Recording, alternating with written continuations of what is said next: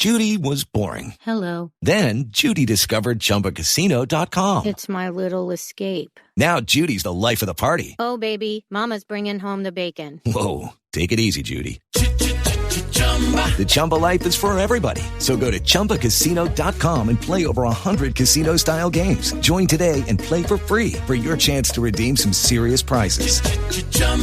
ChumbaCasino.com. No purchase necessary. Void where prohibited by law. 18 plus terms and conditions apply. See website for details.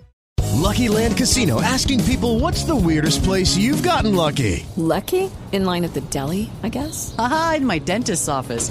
More than once, actually. Do I have to say? Yes, you do. In the car before my kids' PTA meeting. Really? Yes. Excuse me, what's the weirdest place you've gotten lucky? I never win and tell. Well, there you have it. You can get lucky anywhere, playing at LuckyLandSlots.com. Play for free right now. Are you feeling lucky? No purchase necessary. Void where prohibited by law. 18 plus. Terms and conditions apply. See website for details.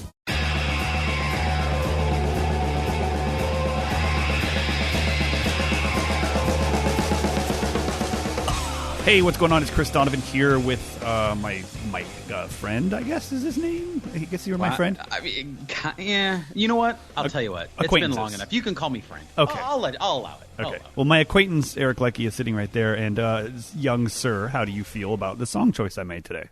I feel like getting a little heavy with it on a Monday morning. Let's do a little Testify, Rage Against the Machine. It's got some funk behind it. Isn't it Rage Against the Audience or something now? Yeah, now it's just hey, remember when we used to be really awesome and everyone wanted to listen to us? I actually went to a Rage Against the Machine show when a protest broke out, and I got shot with a beanbag from a gun. Awesome. That sounds like fun. Yeah, that was at the Democratic National Convention when Rage Against the Machine played outside, and the police broke it up by shooting beanbags, and I was hit with a beanbag in the chest. So isn't that like cornhole? It's a very aggressive game of cornhole. I'm like, will they hit one? Oh, yes, yes, and they were playing all. Where's my rim shot? So that was a great song choice. Welcome to We Should Be Better at This, and we try to almost weekly, prove that we should be better at this. I am Eric Leckie, and that is the aforementioned Chris Donovan. Chris, how is your week, brother? My week is good so far. Had a crazy weekend, and then, of course, woke up today. I don't know if you're getting it out there where you're at, but the winds are crazy at my house. I lost an umbrella, a table, a bin full of kids' toys, a strand of outdoor lights, and I'm sure when I get home I'll have lost a few more things. Yeah, it's these Santa Ana winds when they come in, and this is definitely that time of the year where as Southern Californians we hope and pray that there is no one flicks a cigarette out a window or of their cars they're driving or anything like that. Because it's going to land in like Oregon. Yeah, well, not only that, but it's going to start a fire that's just going to turn into a raging monstrosity because of the winds. It's just the absolute worst time. So this is definitely a time where we don't want to hear about any brush fires breaking out. That's for certain. Yeah, and everything's so dry. It hasn't really rained a lot. I mean, it rained over last week, like late last week we got some rains, and on Saturday it rained here. But it hadn't rained before that. So I guess it's kind of good that it rained real quick before these winds came in, man. Yeah, no, it's and you guys get it pretty good out there. I have my new book has come out, and I'm in the process of trying to go out there and do the selling rounds on it. The book is called Coffee and Cigarettes. It's a sequel to Alcohol and Cigarettes, but you don't need to have read the first one to read the second one. Yeah, I'm waiting for the next sequel, Hookers and Blow. That is going to be the R-rated one. These are all these aren't R-rated? No. I wanted to, but I wanted a book my kids could read. I can't even pretend that I read it because I would have never guessed it was PG with your brain behind it. Yes, which is kind of the surprise for everyone. It's a good child's book, though. Cigarettes and Coffee Tables, or whatever you call it. Yeah, it's Cigarettes and Coffee Tables. Yeah, that's like the book that Kramer presented on Seinfeld. Yeah, it had Madonna naked in it. Oh, wait, yeah. No, that was a different book. That was a different one. No, but I will tell you, I'm going to read a quick passage from the chapter entitled Newspaper Man. That was fast thinking for a cop, but Chris Donovan wasn't any ordinary cop. Wait, am I in this book? Yes, you are. Shut the front door. Yeah. You're a cop who doesn't play by the rules. Well, now we know it's science fiction. And now we know that, yes, the odds in an alternate universe where Chris Donovan plays law enforcement. Law enforcement. Well, you know what? Law enforcement. Okay, so I have to share something with everyone. I grew up in Washington State before weed was legal. My parents didn't care. Please specify. My parents did not care. They were and still partake into the stuff of what you call it, the herb that you call it. So I grew up around it. They didn't hide it from us or anything like that. They just said, if you grow up to be a cop, you can't bust your parents. That was like the one rule, the one life rule I was given to by my parents. Oh, you can be a cop, you can be anything you want to be, but if you're law enforcement, you can't bust us for weed.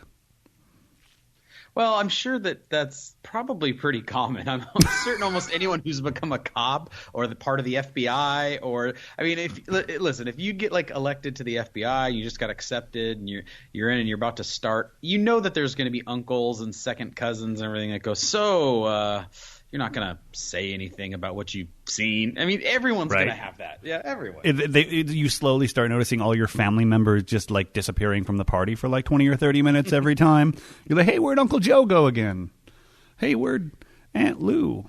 Aunt Lou? Aunt somebody. Where'd she go?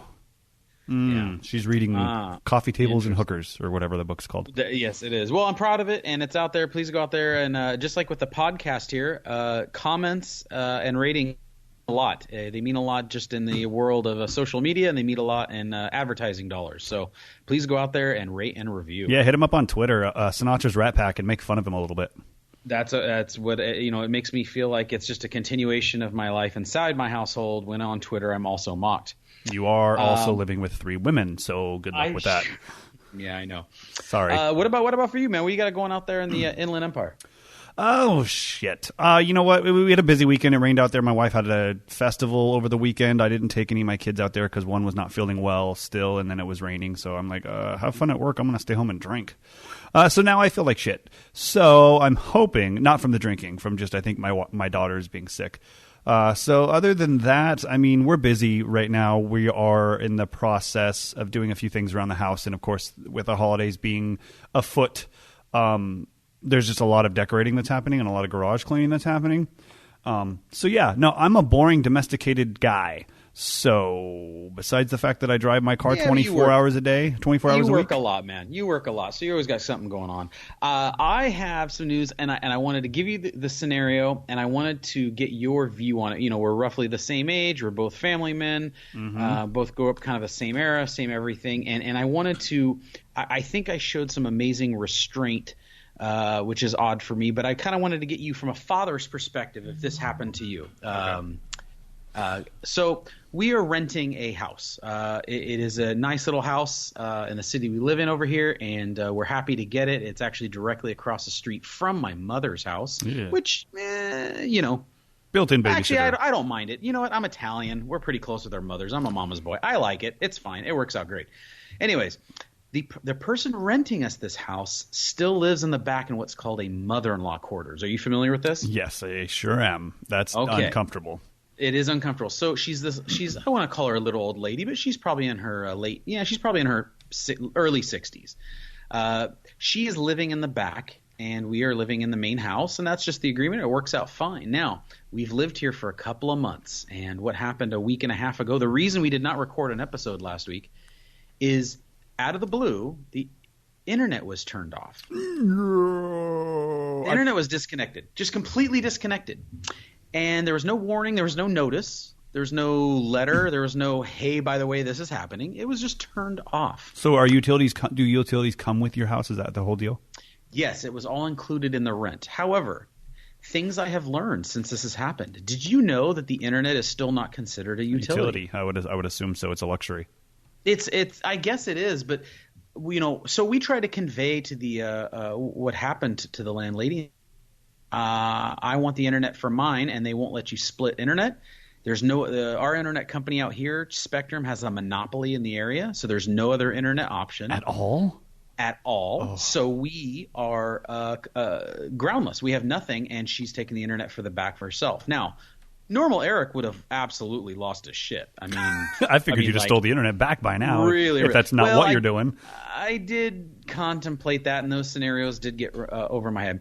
So what we've instead do is we've got a really long extender for my mom's internet, and I've plugged in a Wi-Fi device, ran it along the side of their house, have a secondary Wi-Fi sending out a strong signal. We have an amplifier over here, and we're getting enough of a Wi-Fi signal that I can survive. We can make it work. But what I want to get from you is, so this effectively took away our internet, phone, TV, because we stream everything through Hulu Live, the Netflix, the movies. My daughters go to Tech Academy, so they upload their homework from there. So this got us thinking and talking, and I want to know your response as kind of someone in the same boat as me. If you had to choose, and if you think your family had to take a vote right now, if you said, folks, we're getting one of these things cut off, which could they handle the best and the least? From like ranking it from what they can handle the best to the worst. All right. Internet, gas, electric, cable, phone, name anything that you want. Basically, all of these things that could possibly get cut off, shut off, mail service, literally everything Mm-hmm. that can get shut off. Okay. Rank it right now. Like what you think. If you took a family vote, and then what I want to know is what you think personally yourself. I'm gonna stick to the hardcore few, like the electricity, the power, the internet, the cable, the gas, and those. And let's say garbage too, because that's an excellent point. Garbage is a perfect one. Mail doesn't count because we don't care. What about water? I would throw water in there too. Yeah, let's put water. So I can honestly tell you right off the bat, cable would be number one that we wouldn't worry about, because I cut my cable over a year and a half ago. We haven't had cable for a long time. We stream everything kind of like you.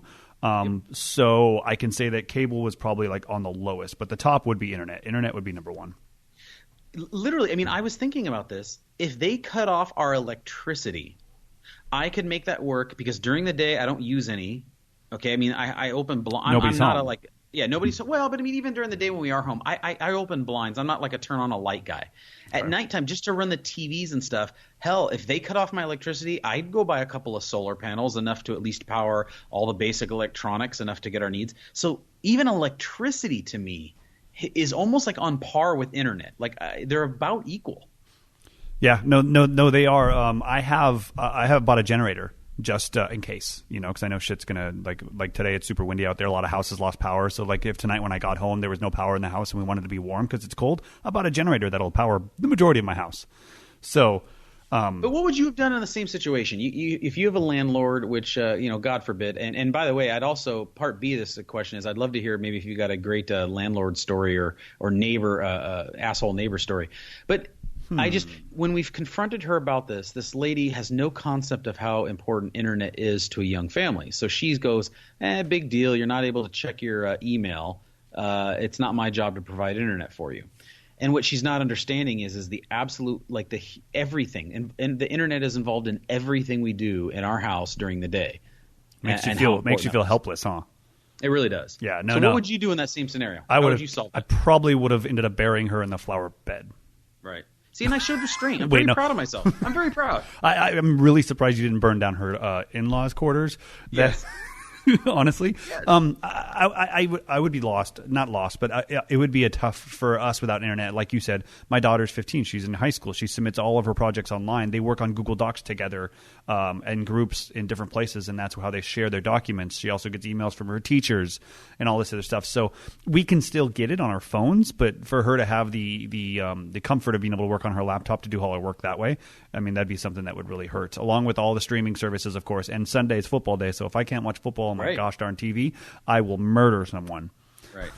And it becomes very difficult. It was we're still actually trying to solve the equation. I'm grateful. It's now good that we live across the street from my mother, because I'm literally just stealing her internet at this point. But how does it reach that far? Did you go out and buy new equipment or something, or a relay? Costco was selling an amazing Wi-Fi system that was on a pretty good sale for $250. And it streams across the street, and I'm picking up a 20 megabyte per second signal. Not bad, which actually. Which is not great, considering we were coming from 115 megabytes when we were hardwired in per second. But we're at 20, which is enough to stream Netflix and Hulu and Amazon and the Amazon device and the computers. I don't know if I'm gonna be able to be a gamer anymore, because playing on any gaming stuff, it takes a lot of bandwidth. But overall, I could. We could survive with it, and it buys us time. But well, no more shitty Fortnite. Thing to do. No more Fortnite's going to ruin. You know, I'm a things. big Fortnite. Yeah. But what a shitty thing to do to your people. You get in the house, you sign a lease because you think everything's you're going to get internet, and then 2 months in, you get it yanked. It was just such a shitty thing. That's generational for sure. My parents could live without internet, no problem. It wouldn't bother them at all. But us, we do have, like you said, children, and of course we live in a streaming world, so everything online is our TV. So I would be pissed. I'd be livid, and I would go through that contract, that lease, a couple different times to find out if there's anything in there that says it does or does not include it. And if it was included when I first moved in and she decided to take it away when 2 months down the road, I would definitely fight it. I'd be fighting it like a mofo. And get this. Here's another interesting thing about this whole scenario that boggles the mind. Mm-hmm. She rigged the system so that everything goes her way. So meaning she built the mother-in-law quarters within regulations, so she didn't have to get a second address designated. Okay. So it's all still one address. So there's no half half address. Like 128.5 or whatever. 5, right? None of that.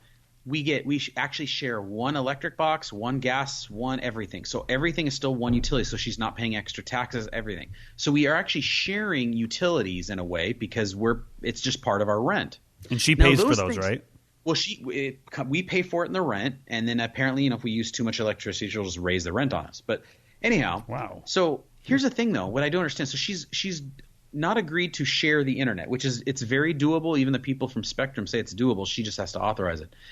What I don't get is everything else is a fluid cost. Electric costs can fluctuate from month to month, especially from the summer to the winter. Internet is a fixed cost. It's not like there's overage fees or, you've used too much internet. It's not like the old AOL days where you only had so many hours or they counted the minutes of your internet. So why she wouldn't be okay? We're sharing everything else, but she doesn't want to share internet. To be honest with you, it probably is one of those fluctuating things. They just don't tell you that when you sign up for the internet. You pay like $99 a month, and you get like 120 gig download or whatever speed is what they tell you. But there is a threshold you hit. It's usually really, really high. Like mine, I didn't know we had it until I started looking into it a little bit more. But we do have a threshold. If you hit it, what they do is they slow you down. And then they charge you a little bit more. Well, you found out because of all that midget porn you've been downloading. Well, I don't like to call them midgets. Like little people. Do you really need to have 20 terabytes of midget porn, Chris? That's what always boggles us. Little people or Oompa Loompas. Those are the only two acceptable terms. Oompa Loompa, you have a whole category. You have a whole folder that's just Oompa Loompa. That's just where they're wearing the makeup. You have folders. And only the makeup, don't forget. And only the makeup. These little face prints on my windows. It's weird. It's pretty damn frustrating, and I think I showed some amazing restraint, not literally burning this place down, but it has definitely been a trying test on our family, because you don't realize how dependent, I do. And by the way, even if you do realize it, try taking it away for like 2 weeks and just seeing how the household reacts. It is like, and I got a house full of women, It is like, have you ever been around a bunch of cats who want to fight and they're just like, and they're kind of going at each other? I also have type of tension. Yeah, I also have 3 women in my house. Yeah, that's true. But you and your son can like go team up and go hide somewhere together or something, and shoot them with Nerf guns. That's always fun. Yeah. But there's just so much tension in the house, and you're just sitting there going, "Please, will someone turn on a Wi-Fi signal so that we could all go to our corners?" Now your mom's got this amazing equipment that makes the internet in her house probably amazing, and now you're probably going to help her pay for her monthly bill. So she's like, "I made out on this deal." Follow-up question. So, is it a dick move on my part to not give my mom the password to my Wi-Fi that I'm now streaming? Yeah. Because she has her Wi-Fi, which is the little crappy one that she bought, and I buy this expensive high-tech one, and I'm trying to get as much of a signal over to mine. I know it's selfish, but I'm not giving her the Wi-Fi password so that she can drain whatever signal I'm getting. Oh, you mean take the bandwidth? Yeah. So I kind of feel like it could be a dick move, but at the same time, it's like I got valuable bandwidth, man. I'm barely going to make it as it is. You literally are just reciprocating what's happening to you to her. Yeah. Except for I'm the son, and it doesn't go that way. It can only go down. Yeah. So a parent can rob the innocence of a child, but the child can't do that to the adult. In fact, I don't even know if parents have feelings. We don't. No. Just so you know. You know Okay. that. You wrote a book about hookers and coffee tables. You know these things. It's, by the way, way better title than Coffee and Cigarettes. Oh, Hookers and I coffee. always get it wrong. Next time I'm at to make sure I get it right. I'll call it cigarettes and booze. Alrighty, that might be the follow-up. I Cigarettes do and know booze? that. Yeah, that might be the follow-up. Cigarettes and booze, whatever. It's like the lazy version. It's like when it's later in the evening. You know, That's my 20s. Cigarettes and booze. Yeah, that would describe your 20s exactly. That if you got to add in an STD though. Hey. So I think with all this negativity and everything, I need to liven things up. Why don't we go to the movies? Let's do a little Hollywood action. Oh, hooray for Hollywood. It's really got me. Hooray. Hooray for Hollywood. All right, so what'd you see, dude? Tell me what you saw. I want to talk Venom with you in a little bit, but first up, I went and saw First Man, and I took my wife and I took my daughter Audrey, who was really pumped about this, and I thought it was appropriate, and so we all went together and went and saw it. I love it. It's about cavemen, right? It is. It's the one with Black and Michael Cera. Okay. Oh no, that's year one. That's year one. Okay. Man, I was thinking it was the one with Chong. That's called First Man or First Touch or wow, what's it First called? Touch is a way different movie. Caveman is what it's called, I think. Well, this is First Man, which has it's the story of Neil Armstrong, not necessarily a biopic, really just more a slice of life at this exact moment, centered around the space program. And the Gemini I thought it was options. about the Tour de France. No, that's First Man in a Yellow Jersey. That's a totally different. Different movie. That's totally called different movie. It's called Drugged. But this movie is made by Damien Chazelle. If you don't La know La that Land. name, yeah, I mean, think about it. This guy's only made 3 movies, and his movies are La La Land, nominated for won a bunch of Academy Awards, and was supposed to win the main one, Best Movie, and then at the last minute was switched out for Moonlight. Mm-hmm. And then his other movie, Whiplash, was a really great movie. Oh, yeah, nominated for Best Picture, won for Best Supporting Actor, great movie. And now this other movie, the next one he does is First Man. This guy is killing it. He's doing. I mean, if you're buying stock in a director, this guy is the one to buy stock in. Well, everything he's making is good. After hearing his catalog of the 2 most recent movies, not including First Man, of Whiplash and La La Land, the biggest question, and I think everybody listening really wants to know, is there a lot of drumming in First Man? No, but what reminded me of the movie is in Whiplash, there's a lot of quick cuts just because of the music being played and quick cut. Yep. You know, when he's drumming, and they're trying to get the sense of this music playing and the back and forth. There is one thing that is apparent when you watch First Man. There is a lot of shaky camera work. It reminds me of the Jason Bourne movies and all the action sequences. But what he's doing with this is as the space shuttle is jostling and shaking, he allowed the camera to shake. He didn't keep it steady, and you just saw things shaking in the background.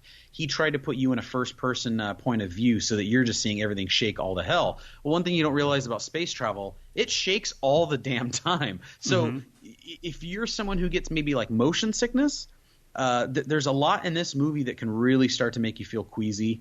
But the movie starts out with an amazing opening sequence of him leaving the Earth's atmosphere in a test jet, which is a true story, and him unable to get back into the atmosphere because he's now skipping off the atmosphere with the plane and about to head out into space. And how he keeps his wits about him and does a few maneuvers that allows him to get back into Earth's atmosphere. I mean, great opening sequence and wonderful. Spoilers, Jesus. Well, yes, he does not die before he goes to the moon. Sorry about that spoiler. The movie is amazingly directed and really well acted by everyone involved. Claire Foy might make it on our list that we do at the end of the show here if she continues. She was looking smoking hot. Okay.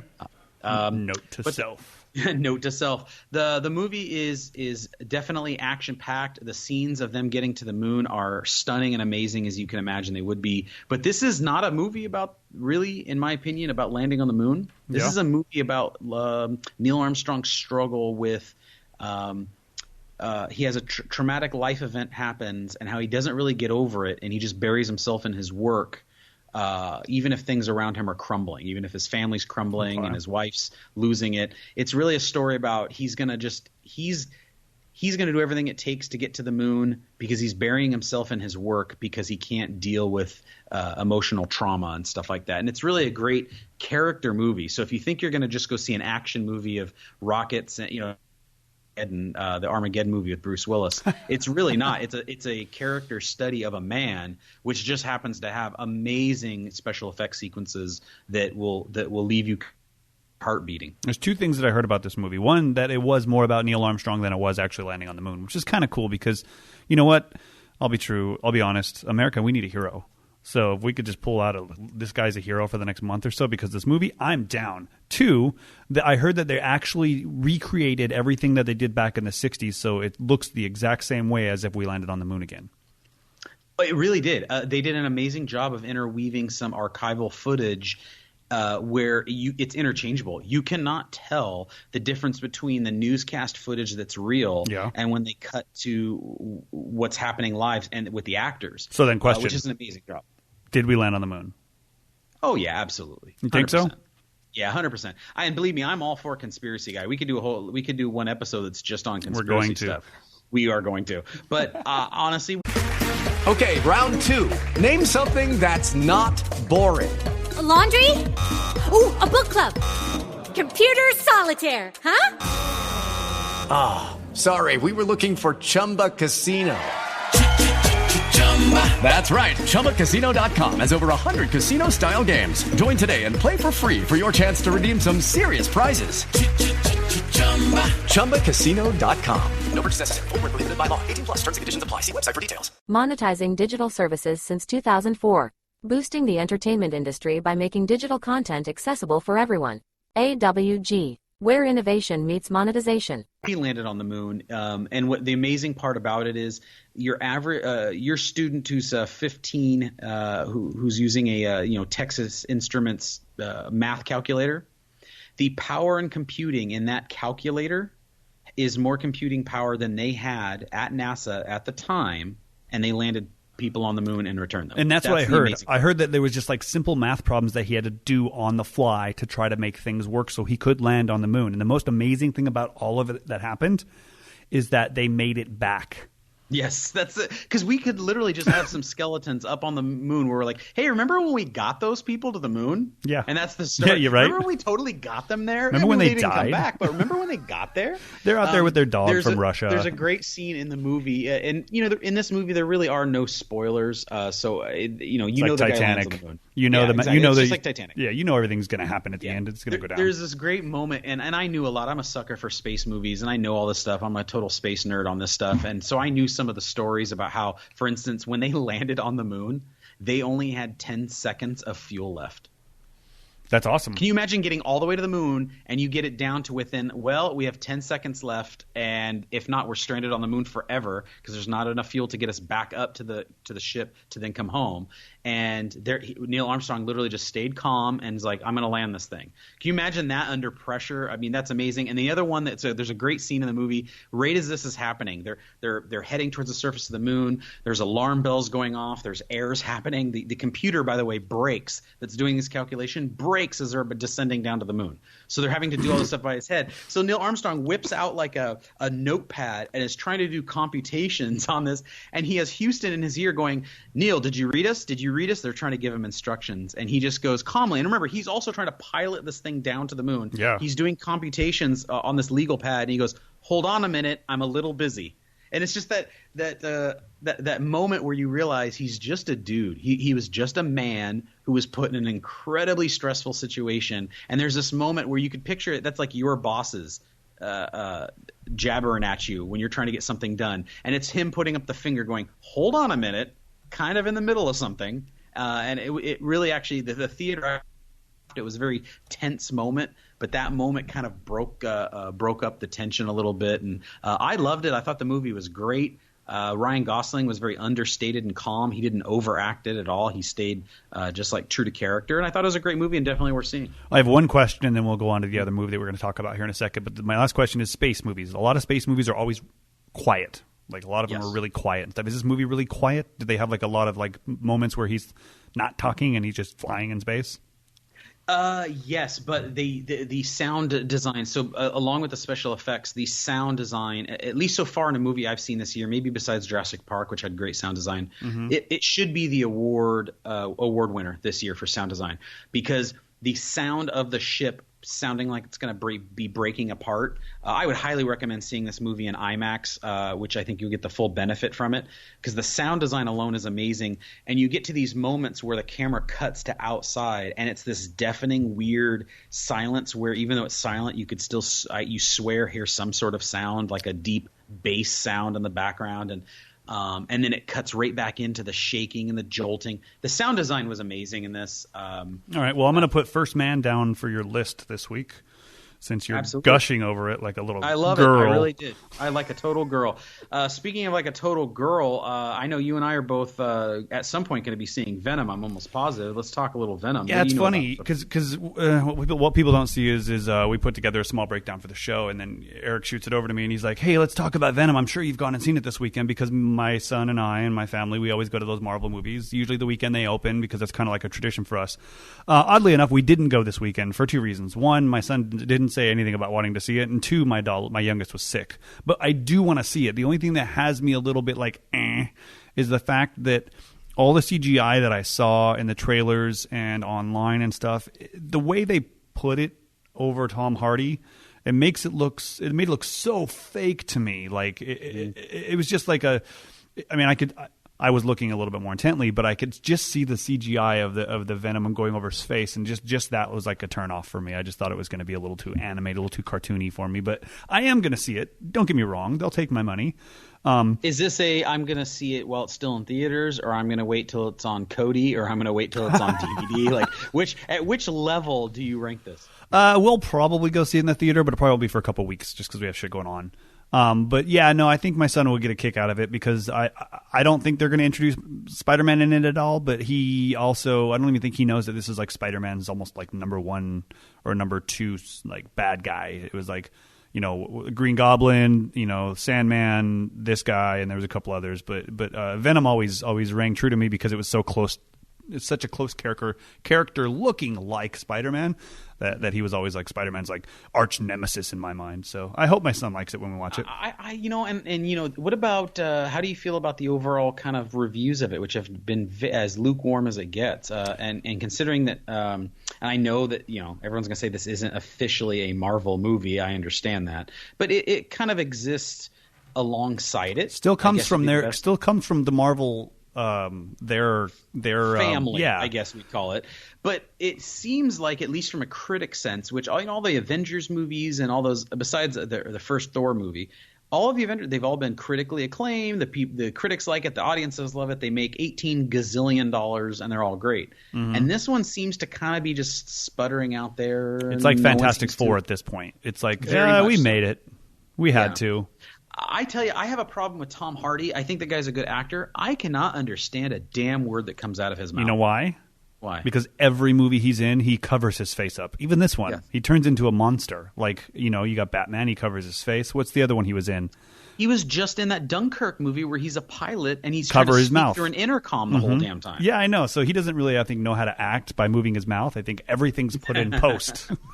Yeah, but if it's in post, can you make him take the marbles out of his mouth? The guy talks and you cannot understand a damn word. I even challenged my wife when we went to go see Dunkirk. Okay. I said, we're going to watch this movie. It has this actor, and I'm not going to tell you which actor it is, but there's this actor, and I can never understand one word that comes out of his mouth in any movie he's ever been in. So I'm not going to tell you who. Yeah, but after the movie, she goes, that fighter pilot, I couldn't understand a damn word. That's because he's from the shadows.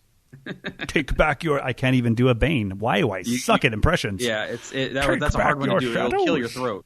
Take back your shadows, Batman. Nope, not working. Gone.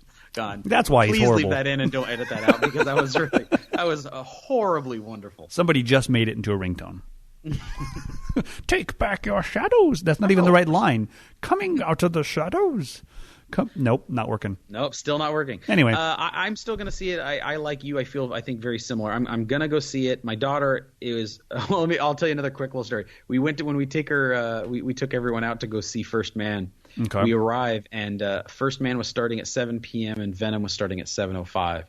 And we get there, and I was just a little out of sorts. I was tired. I was still kind of like almost like you had just woken up. I was almost like in a daze, and I'm stumbling up to the movie theater window, and my daughter's right behind me, and she was just talking to me about Venom and how much she wants to go see Venom. And I tell the person, 3 tickets for Venom, please.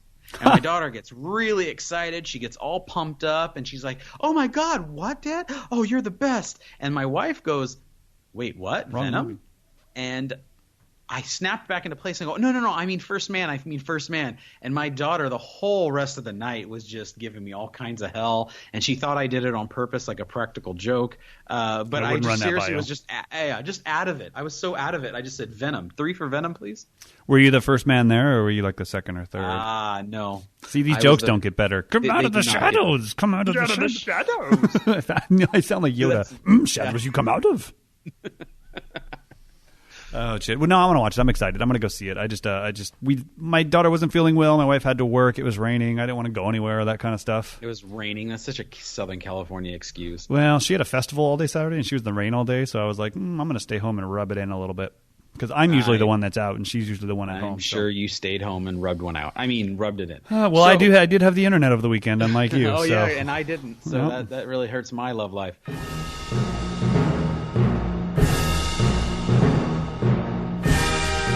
I had a sports question for you. Okay. We got baseball playoffs going on. We got NFL going on. But I had a question in sports, because this is just another conversation I was having. In what sport is the professional and amateur the farthest distance apart in talent level? And what I mean by that is, I can go down to the local YMCA and play a game of pickup basketball, and I could sink some threes, and I can defend pretty well. But am I really going to dunk it on LeBron? No. Right? And you can go down to the local driving range, and I can maybe tag a ball and hit it 250 yards. But am I going to hit it 300 yards? And it got me thinking, what is the real difference between an amateur and a professional? And what sport do you think it's the greatest difference between the two? I don't think team sports are part of this question, because that's different. I think that if you're a 290-pound, 7-foot tall, just beast, if you don't go to the NFL, you're an idiot. Yeah, that's a good point. That's an excellent point. And of course, you're a lineman, and of course, so I think that the separation between amateur and pro when it comes to football linemen is a little closer than it is for, like, let's say the quarterback or the receiver, because there's speed in it and catching and stuff like that. So I'm going to stick to like I think you're right. You have to take out the situation where, listen, if you're 6'10", yes, you could probably play almost at an NBA level. You're not that far from an NBA talent. So you I should think have you're really right. focused. We'll take those out. So I would say that golf is very far away between the pros like Tiger Woods and people like me. Yeah, because you watch them play and you're like, what the no? How the hell? When they get the ball to spin, like when I'm playing the Tiger Woods video game on EA Sports, how I can get the backspin to spin right towards the hole, and you'll see them do it in just for real out on the green, and you're just going, how the hell did they know to spin it that way? And every time I try that when I'm playing, I spill my beer, so it's really awkward. So I don't try to do it very often. Yes, and you might notice that they're not drinking beer, which means I think the amateurs having more fun. Correct, so and the professionals have to walk everywhere, where amateurs get right? golf they don't carts. Have carts? Yeah. Oh, geez. I was actually thinking swimming. So when I watch the Olympics, I watch how fast these guys swim, and I think to myself, what the average person swims, and just the difference between a swimmer, an Olympic swimmer, which led me to an idea. I think for the next Olympics, they should have in every event an amateur competing alongside these people, so that we could see how much better they are than us. Like, I want to see, there's 9 lanes in a pool. Add a 10th lane and just have. And swimming in lane 10, Joe from Missouri. And just see, because I want you to see, like, Michael Phelps is already out of the pool. He's dried off. He's already given probably 4 in another interviews. race already. He's actually stretching for his next race. And Joe from Missouri is like just at the turn and come back. And because I just thought that'd be great theater. You're always looking for a ratings booster. Why not add? Same thing with track and field, the 100-meter dash. I just want to see, like, and this is Karen from Poughkeepsie. And she's just she comes Karen. in at, like, Karen's great. You know, we all love Karen. But same thing, Aaron, baseball. Like, once a year, every team has to have one person from the stands come down and try and hit a fast, just so you could see how different it is to be an amateur versus a professional. Yeah, no, I think the individual sports where, like you're saying with swimming, I said golf. I think that tennis is probably another one. Oh, tennis, you'd get smoked. If you're an amateur, you would get absolutely smoked if you played a professional. Yeah, so I think a lot of those single sports are a lot farther apart, where the team sports do cater a little bit more to body types and personalities and stuff. You know, How do you feel about boxing? Because no, I think anybody could be a boxer. You just got to practice them, because when somebody swings at you right now, like let's say you were just walking down the street, somebody swung at you, you'd be freaking out. You'd have no idea what's going on. Your brain would be going a mile a minute. Now, if you trained as a boxer and did that, you would train your brain to also slow down and see these things happening and then take, counters. So I think that when it comes down to like boxing, and I think that has a lot to do with the single sports too, but boxing, I mean, you're just going out there and throwing blows. So you got to be able to take a hit more than give one. Yeah, I think you're right. Golf is a perfect example, because the difference between what a pro can do and what your average Joe Sixpack on a Sunday playing golf can do is it's a gap that is so wide that I think the average person doesn't understand it, but it's a huge gap. I think swimming's another good one. Tennis, but no, you're kind of right. But now, what about on the other end of the scale? What is the sport where you're like, okay, if I tried like even for 5 minutes, I'm good to go? Curling. Curling. I think we both agree. Yeah. If you and I started a curling team, we could represent the United States in what, like 6 months? Tops. I think when the average age of a sports or quote unquote athlete for a sport is like 40 something. Yeah, I'd question whether or not it's a sport. That's a good sign. Yes. Curling has to be number one. And I bet you if you took an unscientific online Twitter poll, you would find out the same thing, that curling would win in a landslide. I think no one respects the sport of curling, which amazes me why during the Olympics it's on as often as it is. It's on a lot. It's on a lot. And you know what? I blame the Canadians. Well, they have to have something. I mean, we took hockey from them. Like we really did. I mean, we really, really honestly did. But yeah, I was thinking about that. So if you have any other ones, throw them out to me on Twitter at Sinatra's Rat Pack. But I'd love to hear what people think about these sports and the difference between pros and amateurs. And by the way, if you like my Olympic idea, let's petition the IOC, the Olympic Committee, and get that happening in the next one. Yeah, no, I'm going to go practice my curling right now. Yeah, right now. It's shuffleboard on a boat. And they figured out a way to somehow get it on my TV for every 4 years, about 20 hours, which is more than I think you would have guessed that the sport of curling would be on my TV. It's weird because swimming's like 2-3 days is done. You're in the Summer Olympics. You're like, oh, track and field, all the running events are in 1 day, or 2 days, and then all the other events are in 2 days, and so then track and field's over in like 3 or 4 days, and curling's like the whole entire existence of the Olympics from day 1 to day 14 or 15.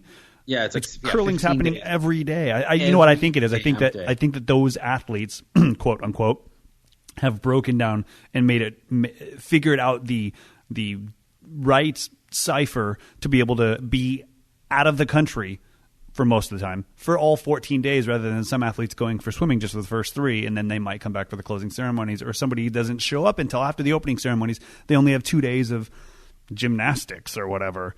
I think the curling people really got a free vacation out of it, and I think that they're smart. They're maybe the secret is they're actually smarter than all of us, because they've convinced the world that it's a sport worthy of a medal. And you know what? God bless them. Yep, they get a medal and they get free trips. And free trips. Well, I'm glad we cleared all that up. Okay. I think I would like to add a girl to my list. I wonder who wrote the book of love. All right, so this is the list part of the show. If you have not heard this is a list of people that we put down that we are allowed to, I don't want to say cheat as much as a free pass from our significant others. Free pass is a much better word. Yeah, free pass. But here's the thing. The other person has to be consenting. So it's never going to happen to us. at all on these lists, but it's fun to put it together. So what do you got this week? Well, I just want to be topical, so I want to hit what's in the cultural zeitgeist at the moment. So hearing that recently she split up with Pete Davidson, which I'll be honest with you, I had to literally look up who the hell Pete Davidson was. Oh, he's going on my list this week. What are you talking about? Oh, well, I'm sorry. I guess he's on SNL. I don't really watch SNL anymore, and I don't know who this guy is, but apparently this is some big power couple. Well, not anymore. Grande. Yeah, not anymore. Hearing that she is newly single and split up, I don't know why, but I kind of dig the really, really long hair thing she has. And even though I think I would get fed up with her, in fact, she's probably going to be taken off my list immediately on the next podcast. I want her on the list at least now. She's topical. She's hot. She's in the news. And I think, though, it would take me a few days, and then I'd be sick of her in that oversized outfits. She's always wearing oversized outfits. It reminds me of like Missy Elliott in the 90s or something like that. Inflatable like pants, shirts. It looks like she's wearing the jackets that you'd wear on the Coast Guard cutter ship out in the middle of the sea, but she's wearing them a size like 27 XL. So I would probably get annoyed with her really, really fast. She's in that famous video of her licking donuts, which is a total jerk move. Don't lick other people's donuts. That's nasty. That's nasty. But she's topical. She's in the news. She's hot. She goes on my list. Okay. Who do you want to take somebody off? Do you remember who's on your list? Yes, I would like to take off. I took off Alicia Silverstone last time. Who is the other blonde girl I had on my list? I'm removing some blondes. Okay, you're removing. You're cleaning out the blondes. Okay, you got. It's like you're deleting apps on your phone. I need to get rid of all the summertime apps, and those are the blondes. Michelle Janicki, she's blonde, right? Nope, dark hair. Emily Blunt. Everybody else has dark hair. Emily, you're gone. Your hair is a little too light. I like when you have dark hair. You have light hair. You are my summertime romance. Get out of here. It's fall and wintertime. That's what I have to say to you. Summertime romance? What are you, Grease, dude? Come on. I am Grease. All right. I'm going to stay kind of topical, too, because last night I watched The Walking Dead, and Lauren Cohan pissed me off, so I'm dropping her right now.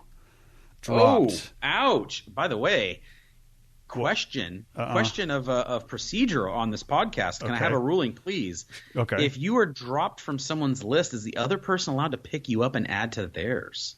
That is a great question, and I don't see why not. Okay, I'm writing that down for maybe the next podcast because I might have her in my bevy of horses in the stable. Continue, sir. All right. Well, I'm going to add Pete Davidson. I'm just kidding. But, how dare you? This is Team Grande over here, you son of a bitch. No, I knew exactly when they got tattoos of each other's names or each other's whatever the hell they got on themselves. I was like, oh, it's over. It's totally over. I didn't know that. That makes me so much happier than it ended. I know, right? I've been so much happier now. I knew once SNL started back up, Ariana, I wouldn't like the way he did things on there. And basically, what he does is he's a parody of himself now. He's supposed to be this. I want to say mentally ill or mentally challenged. He has been on drugs forever to try to balance himself out. So that's something that's very well known on the whole thing. So last week, not this Saturday, the Saturday before is when they did the whole he basically went on Weekend Update by himself as Pete Davidson, and he ripped into Kanye. It was hilarious. So I'm sure that had something to play into this whole Ariana Grande leaving him thing. But beside that, all right, back to the list. And I'm just going to add her because she's Britney Spears. Do I need to say anything else? It's Britney, bitch. Hit me, baby. Nothing? You got nothing? Nothing. Okay, so when this video used to came on, the Hit Me Baby One More Time video, I was living in a house with guys. I was 19, 20, maybe 21 at the time. And it would come on the TV, and all you'd hear from this person that's in the TV room, well, that sounded old, in the room with, the one that had the remote control. In the drawing room next to the parlor. It was Colonel Mustard.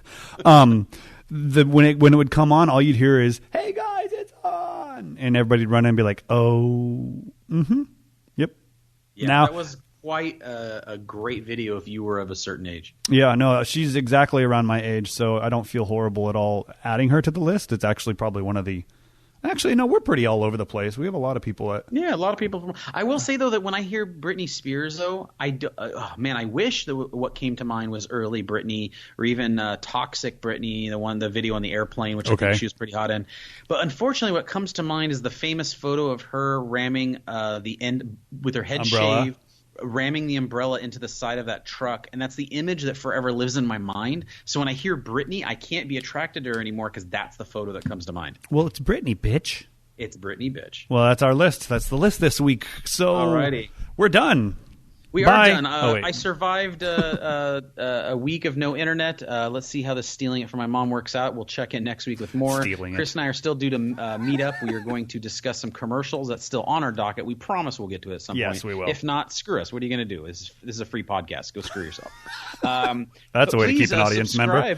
Yeah, please subscribe, you worthless sacks of crap. And remember to comment. And if you don't want to comment, write your manifesto, your last will and testament. At this point, it doesn't matter.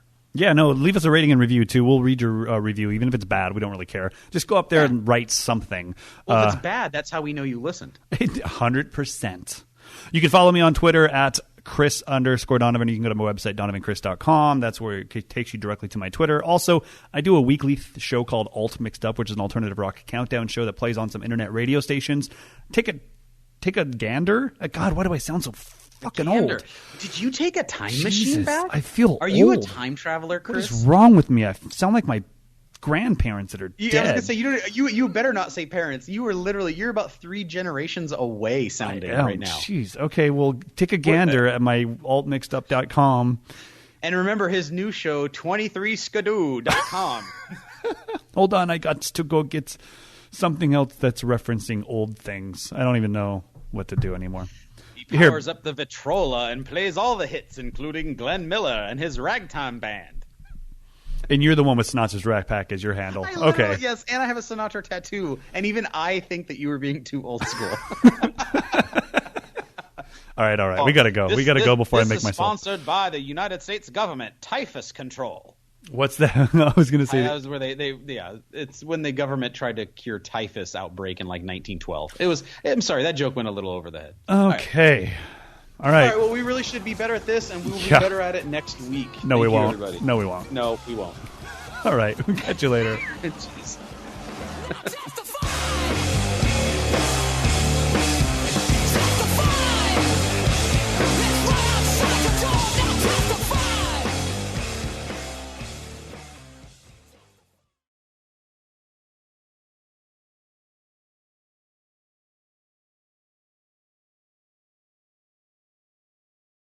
Monetizing digital services since 2004. Boosting the entertainment industry by making digital content accessible for everyone. AWG, where innovation meets monetization.